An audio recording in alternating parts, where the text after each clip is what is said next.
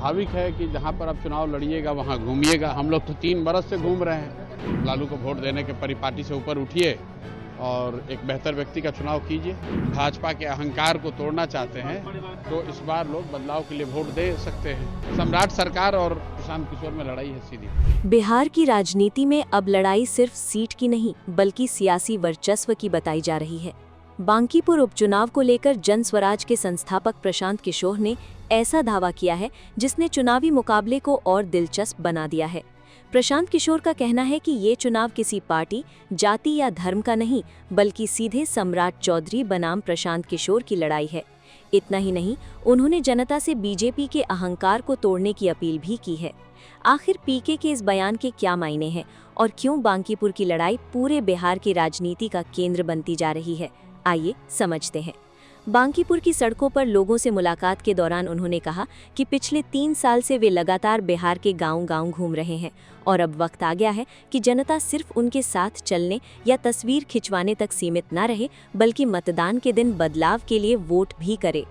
प्रशांत किशोर ने मतदाताओं से अपील करते हुए कहा कि बिहार की राजनीति को जाति, धर्म और पुराने राजनीतिक समीकरणों से ऊपर उठकर देखना होगा।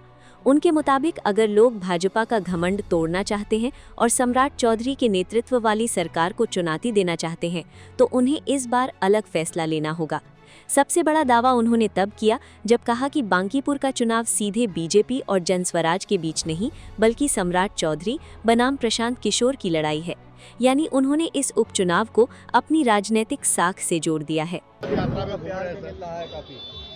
चुनाव है तो ये तो स्वाभाविक है कि जहाँ पर आप चुनाव लड़िएगा वहाँ घूमिएगा। हम लोग तो 3 बरस से घूम रहे हैं। अभी चुनाव है तो निश्चित तौर पे बांकीपुर में घूमेंगे।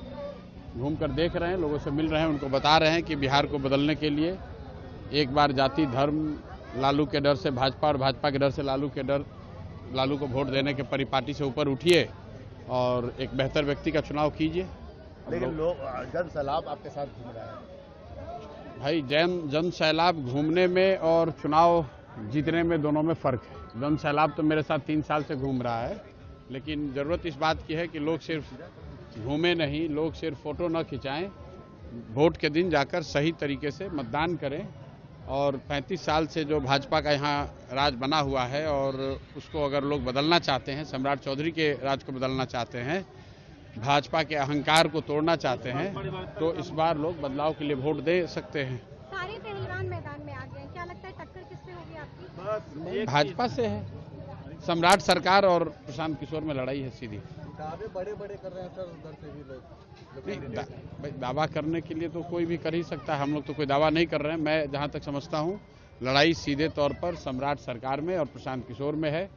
ये दल और जाति धर्म उससे ऊपर का चुनाव है, जहां हर व्यक्ति को ये डिसाइड करना है, हर बांकीपुर के मतदाता को ये तय करना है कि उनको सम्राट चौधरी जैसा कोई मुख्यमंत्री चाहिए या प्रशांत किशोर जैसा कोई बेहतर व्यक्ति यहाँ पर उनका नेतृत्व करना चाहिए, उनका प्रतिनिधि चाहिए। जो नामांकन 11 को होने वाला था वो 13 को क्यों हो रहा है?